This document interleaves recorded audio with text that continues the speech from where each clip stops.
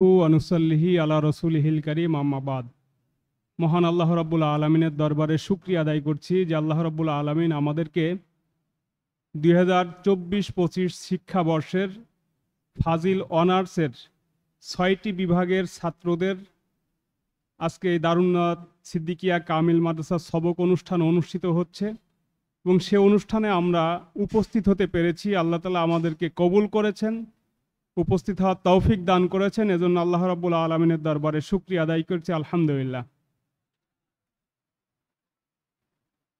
মহান আল্লাহ রাব্বুল আলামিন পবিত্র কোরআনুল কারীমের মধ্যে ইরশাদ করেছেন, আউযু বিল্লাহি মিনাশ শাইতানির রাজীম, বিসমিল্লাহির রহমানির রহিম, মাইউতাল হিকমা ফাকাদ উতিয়া খায়রান কাসীরা।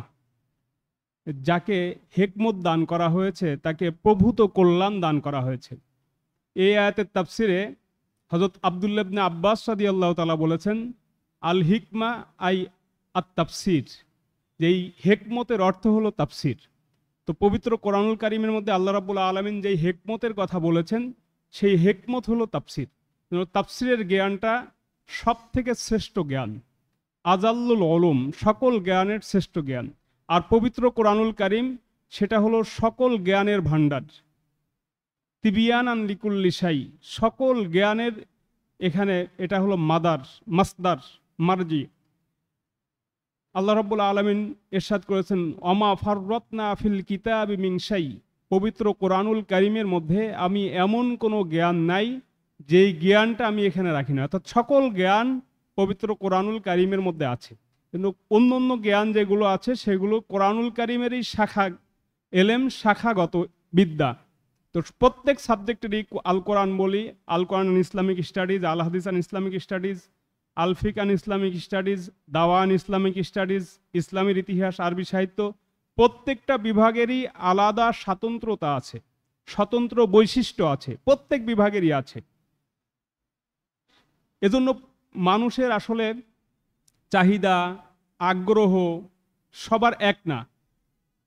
এই দিক থেকে আপনারা আপনাদের চয়েস অনুযায়ী এক একটা সাবজেক্ট চয়েস করেছেন।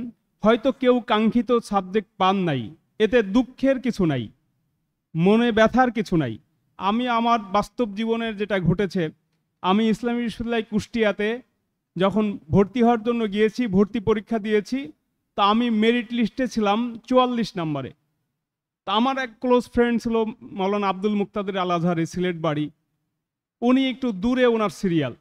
তো আমার প্রথমে খুব ইচ্ছা ছিল যে আমি আল কোরআনে আল হাদিসে ভর্তি হব।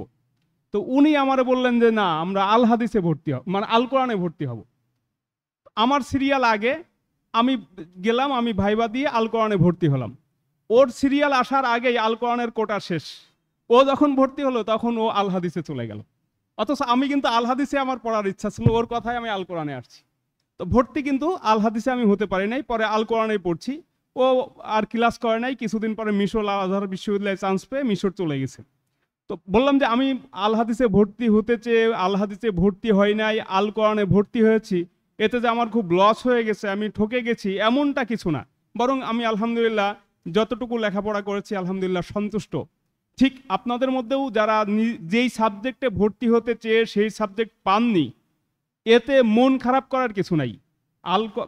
অনার্সের যেই সাবজেক্টগুলো আছে প্রত্যেকটা সাবজেক্টের মধ্যেই আল কোরআন, আল হাদিস, আরবি সাহিত্য, এলেমের যতগুলো দিক আছে মোটামুটি স্টাডিজ এর সব সাবজেক্টগুলোর মধ্যে, আরবি সাহিত্যের মধ্যে সব বিষয়গুলোই আছে।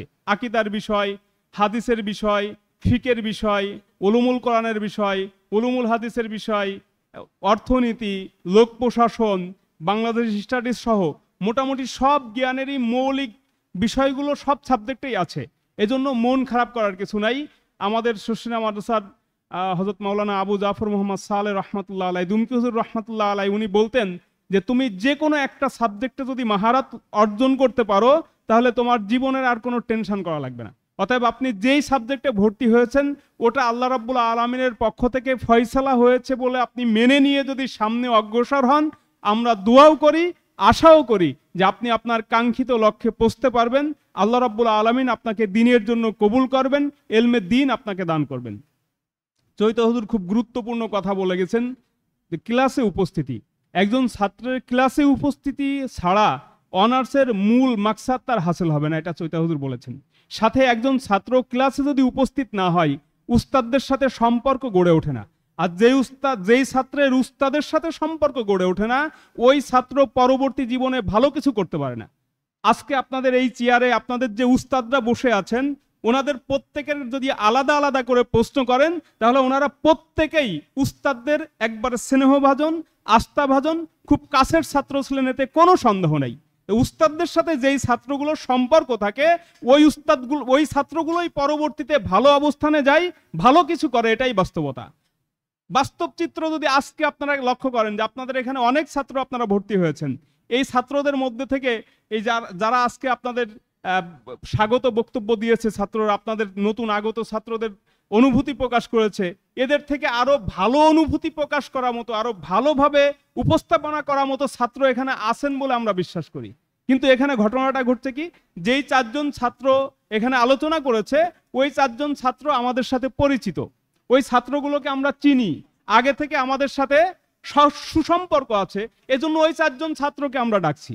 এর মানে আপনারা অযোগ্য, পারেন না তা নয়, বরং এদের থেকে আরো বেশি যোগ্য ছিলেন। তা আজকে যে ঘটনা ঘটছে, এই ঘটনাটা থেকেই আমাদের শিক্ষা নেওয়া দরকার যে উস্তাদদের সাথে যদি আমাদের মুলাজামাত থাকে, আমরা যদি রেগুলার ক্লাসে উপস্থিত হই, তাহলে পরবর্তী জীবনটা আমাদের ভালো কাটবে। যেই ছাত্র, যেই বড় ভাই মোহাম্মদ আব্দুল্লাহ আপনাদের সামনে আলোচনা করেছেন, বক্তৃতা দিয়েছেন, ও কিন্তু 7ম শ্রেণীতে যখন পড়ে তখন থেকে আমার সাথে সম্পর্ক, তখন থেকে ওকে চিনি। শুধু আমার সাথে না, অন্য উস্তাদদের সাথেও খুব সুসম্পর্ক। আজকে কিন্তু খুব সুন্দরভাবে, চমৎকারভাবে আপনাদের সামনে আপনাদের ভবিষ্যতের বিষয়গুলোকে সুন্দরভাবে উপস্থাপন করেছেন। এজন্য ক্লাসে উপস্থিত থাকা একজন ছাত্রের একান্ত জরুরি।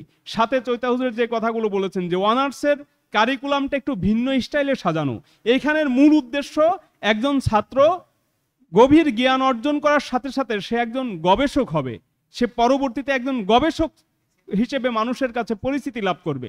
হুজুর বলছেন যে কামেলের সিলেবাস, ফাজেলের সিলেবাস, অনার্সের আর মাস্টার্সের সিলেবাসের যে ভেরিফিকেশন যায়, একটু ব্যতিক্রম ধর্মী যে বিষয়টা, এখানে ছাত্রদের পরবর্তীতে ছাত্ররা একজন গবেষক হতে পারে। আপনাদের অনেক আছে, আপনাদের পুরাতন ভাই যারা আছে, যারা উস্তাদদের সাথে সম্পর্ক আছে, রেগুলার ক্লাসে উপস্থিত হয়, এদেরকে একটা বিষয় দিলে তারা সেই বিষয়ের উপরে সুন্দর রেফারেন্স সহ, দলিল সহ তারা একটা লেখা, একটা প্রবন্ধ উপস্থাপন করতে পারে, লিখে জমা দিতে পারে। কিন্তু যারা ক্লাসে আসে না, উস্তাদদের সাথে সম্পর্ক নাই, উস্তাদের দিক নির্দেশনা নিয়ে চলে না, ওই ছাত্রদের একটা প্রবন্ধ লিখতে দেওয়া হয়, একটা অ্যাসাইনমেন্ট দেওয়া হয়, একটা থিসিস লিখতে দেওয়া হয়, এটা গতানুগতিকভাবে কিচ্ছু হয় না, অল্প কয়েক পৃষ্ঠা, শুধুমাত্র সাদা পৃষ্ঠার উপরে কালো কিছু অক্ষর লিখে দিয়ে যায়, গবেষণা বলতে কিছুই হয় না। কেন? মূল কারণ ওই ছাত্র ক্লাস করে না, উস্তাদের সাথে সম্পর্ক নাই, নিয়মিত ক্লাসে আসে না, অনার্সের পাঠদান সম্পর্কে, অনার্সের সিলেবাস সম্পর্কে, অনার্সের পাঠ্য বিষয় সম্পর্কে তার মোটেও কোনো ধারণা নাই। এজন্য আপনি যদি পরবর্তীতে একজন যোগ্য, দক্ষ গবেষক হতে চান, একজন জ্ঞানী, প্রকৃতপক্ষে আলেম হতে চান, আলেম হওয়ার জন্য মূলত আমরা এলেম বলতে অনেক লেখাপড়াকে বুঝি না। 2টা জিনিস, একটা হলো একজন ব্যক্তি অনেক লেখাপড়া করছে, অনেক জ্ঞান তার জানা আছে, এটা তার কাছে কিছু মালুমাত, কিছু তথ্য তার সংগ্রহ আছে, কিন্তু এলেমের মূল ফোকাসটা তো এটা না। এলেমটা আল ইলমু নূরুন ফি কলবিল মুমিনি মুক্তাবাসুন মিন মিশকাতি মাসাবিহিন নবুওয়াতি, যে এলেমটা হলো মিনাল আকওয়ালিল মুহাম্মাদিয়াতি ওয়াল আফআলিল আহমাদিয়াতি ওয়াল আহওয়ালিল মাহমুদিয়া, যে রাসূল সাল্লাল্লাহু আলাইহি ওয়াসাল্লামের যেই কথা, কাজ, তার আচার আচরণ, আমল, আখলাক, এই সুন্নাত থেকে, মিশকাত, নবুয়াতের এই মশাল থেকে নির্বাচিত একটা নূর, যেই নূরটা মুমিন বান্দার অন্তরে আল্লাহ তাআলার পক্ষ থেকে ঢেলে দেওয়া হয়। সেটা কি করে? ইহতাদা বিহি ইলাল্লাহি ওয়া জাতিহি ওয়া সিফাতিহি ওয়া আহকামিহি, এই এলেম দ্বারা, এই নূর দ্বারা সে আল্লাহ রাব্বুল আলামিনের পরিচয়, জাত, সিফাত সম্পর্কে, বিধিবিধান সম্পর্কে, তার করণীয় বর্জনীয় সম্পর্কে সে জানতে পারে। সেই এলেমটা যদি হয় কোনো মানুষের মাধ্যমে, সেটাকে বলা হয় কাসবি, ওয়াইল্লা ফাহুয়া ইলমুল লাদুন্নি, আর যদি আল্লাহ তাআলার পক্ষ থেকে সরাসরি প্রদত্ত হয়, সেটাকে এলমে লাদুন্নি বলে। তো এলমে লাদুন্নি পেতে হলে এলমে কাসবি, এটার মাধ্যমে এলমে লাদুন্নি পেতে হয়। আর এলমে কাসবিটা এটা উস্তাদের মাধ্যমে যখন ছাত্র অর্জন করে, তখন উস্তাদের থেকে তার মধ্যে তার অজান্তেই একটা নূর চলে যায়। বর্তমান ব্লুটুথের যুগ, এই ইন্টারনেটের যুগে আমরা জানি যে একটা মোবাইল থেকে আর একটা মোবাইলে ডাটা সেন্ড করলে চলে যায়। ঠিক উস্তাদের অন্তর থেকে ছাত্রের কলবে ডাটাগুলো ট্রান্সফার হয়, এটা দেখা যায় না। একটা হলো পৃষ্ঠা থেকে তার জ্ঞান কিছু সমৃদ্ধ হয়, আর মূল জ্ঞানটা চাই উস্তাদের সিনা থেকে।